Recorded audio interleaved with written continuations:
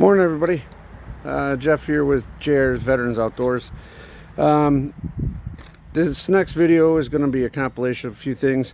First, I got to go take my ATV in and get a new plow for it and get the plate installed while I'm at my guy's place, Rev Motorsports out in McGuanago. I just wanted to show you. Got the ATV loaded up, all ready to go. As you can see, got the winch done, wired up, ready to go. Well, not ready to go, it's actually in there, all wired up. And next time you see it, I'll have a mount somewhere under there for the plow. And I'll catch you guys when I get to my guy and we get this stuff installed and get back home and assemble the plow. Well, I made it out to Rev Motorsports. Hopefully you can hear me. The gentleman in the back is just working on getting a plate mounted on my quad, and just want to take you a walkthrough of his shop. If nobody around Southeast Wisconsin has been here, this is my first time, so let's flip the camera around, just show you their little shop, show you what they got. Mostly little mini bikes, scooters. They got one nice chopper there. All their quads and everything are outside, or well, these not quads, but they're UTVs. Mostly a parts place. Yeah, they sell tires. Has big things with plows. Kolpin, a great thing, and you get a Stormchaser series and a high rise series. High rise really lifts the blade up, and that would be the bottom blade there. Top blade here is a 52-inch steel blade, and that goes with the Stormchaser mount, which is what I'm going to be putting together when I get home. Right now, he is mounting the mount that the push tube is going to be on. And here's a couple more of his UTVs he's working on. He's got a couple. He's got a new Defender HD9 on sale for $20,800. Could probably talk him a little bit more. He's also got a used Defender. I don't know the miles. It says low. For $13,900. That's the camo Can-Am. If you're in the Polaris, he's got a Polaris, a couple Polarises, whip plows. This is kind of the setup he's got. These are all used. Got the Outlander. I believe that's the 650. Could be the 850. It's the XT1. Oh, it's the XT1000R. Another used Outlander here. All stuff he's working on. So we're gonna go ahead and go inside here since he stopped drilling into my my plate in the bottom. And there it is up on the skid. And because of the skid plate, he's got to do some drilling. That was the one thing that Can-Am, the new Outlanders, did, is put the skid plate in there, but it gets in the way of anything you want to mount onto there. So while he's mounting that, we're just going to hang out, and I'll get back to you when I get it loaded back up. And while I'm out here waiting at Rev Motorsports in McGuanago, figured I would show you some of the stuff they've got going on for sales. I'm going to turn the camera around, give you guys a good look at what they got. Here they got a Honda. Not too familiar with Hondas. It's used. Doesn't have a price on it. But the other ones is this John Deere. It's the XUV 835R. And all in, it's a 21 for $24,950. It's got some extra lights up top. Got the winch on it. Camo, of course. Not sure which. Yeah, it's a 21. Inside, even got a Kenwood stereo in it. I believe it's got the power lift back end. Nice wheels and tire setup. The other one they have, sorry about the traffic noise, we were right on National Avenue, just north of McGuanago. If anybody from Southeast Wisconsin is on the channel, you know what I'm talking about. Here's a Can-Am. It's the HD9 It's a 23. Comes with the same wheels as mine. It's got the full doors, sliding windows, mirrors. Pretty much a loaded machine. Got the full windshield that comes up for ventilation, and it's got their full Kolpin Conqueror plow, 60-inch plow on here. It's got the winch on it, and it's on sale for $21,850 with everything, including the plow setup and the winch, which is a pretty decent price for a two-seater. The dump bed on this one is manual with the handles on both sides. Comes with the netting if you want to take the doors off. Like I said, it's got open the door for you. Show you the inside. Got the foldable hand bar for you. It's got everything you need right there. Your park, reverse, neutral, high, low, four-wheel drive lock, lights on, pretty standard stuff. It's a full three-seater. Got the seat belts for 3 people.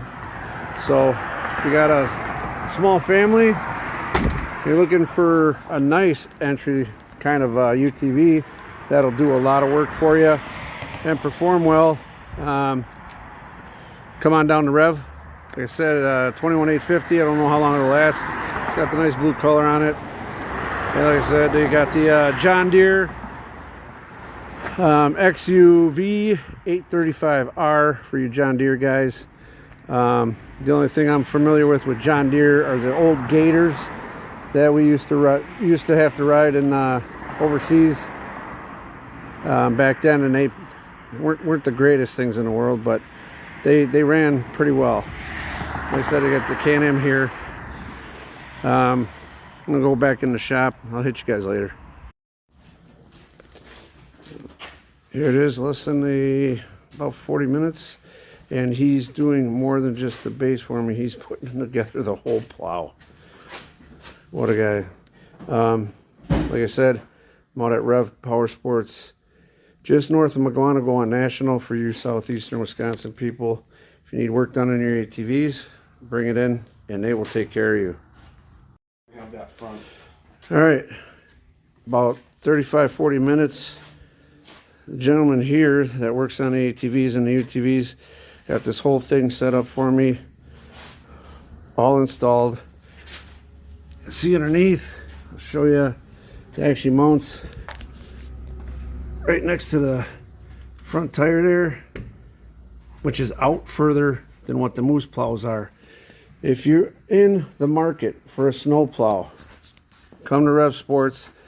This is the Stormchaser model that I showed you out in the front, and the high rise is just a different blade, and it comes up way higher, mostly for UTVs.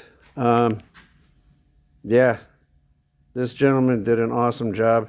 Installed this for me, saved me about 4 hours of cussing and swearing in my garage. We're all set for the storm. That's supposed to start tonight into tomorrow morning. That is the reason I had to get this done now and not October like I was planning. I'll catch you guys back when I get home, unload it, and start plowing with it. Well, you can see the snow we got. It's the next day, 22nd of March. And we got about 6 inches here where I live. The asphalt's melting some of it, but at the end of the driveway you're going to see, well, you might not, but hopefully I'll get a picture of it. I'm on a busy road, but where the plows come through, if that stuff freezes overnight, then it's just shitty for both our vehicles to get out. I'll catch back up after I move all this snow. Now, as you can see, it's only been about 15 minutes, not even 10 minutes. I got most of the end of the driveway done, the whole rest of the driveway done. Got to do a little bit right there. So far, plowed on an angle.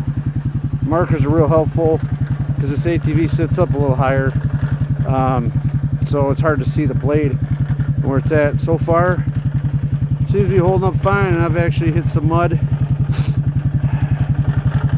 where I lost where my driveway was. The only issue I have with this plow is that it tends to rattle a little bit while this thing is idling. I also didn't lower these at all, the skids. to actually have this up a little bit. So with this push bar, it's actually better than the Moose one, because when you have it all the way down, it doesn't sit on the pavement. I'll show you.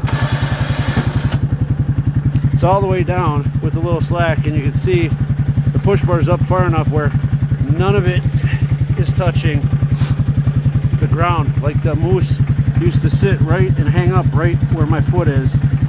So you'd be actually using a push bar to plow with, and the plow itself wouldn't get all the snow up. This is actually doing a really good job. Longevity wise, or longevity, whatever that word is. We'll see how long it holds up for. I take care of my equipment, so hopefully this is the last plow I buy before I die. Anyway, getting outside with JR's Veterans Outdoors, even a little project like plowing a late or early spring, late winter snowstorm is fun. This machine makes everything so much better. If I had to snow blow, use a snow blower on this snow, it's 33 degrees. If I had to use a snow blower on this thing, it would take me all day, and that would be just by having to clear the chute out. Anyway, I'm gonna finish up and I'll get back to you. Well, just a little wrap up. I just plowed for about, in low, 4-wheel drive for about 15 minutes or 20 minutes, and coolant's doing good. It's right where it's supposed to be.